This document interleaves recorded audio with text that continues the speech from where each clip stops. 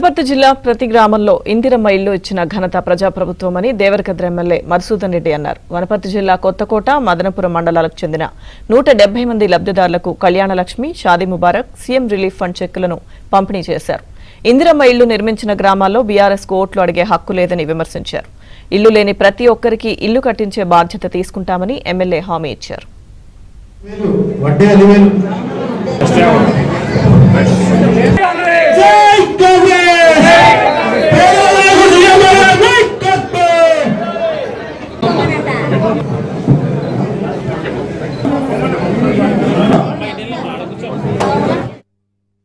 ప్రతి గ్రామంలో ఈరోజు ఇందిరమ్మ ఇల్లు ఉన్నాయి. మీరు ఆ ఊర్లో ఏ ఊర్లో అయితే ఇందిరమ్మ ఇల్లు లేకపోతే ఆ ఊరికి వచ్చి మేము ఓటు కూడా అడగం. రేపు భవిష్యత్తులో ఏ ఊర్లో అయితే లేవో ఆ ఊరికి వచ్చి ఓటు అడిగే ప్రసక్తే ఉండదు.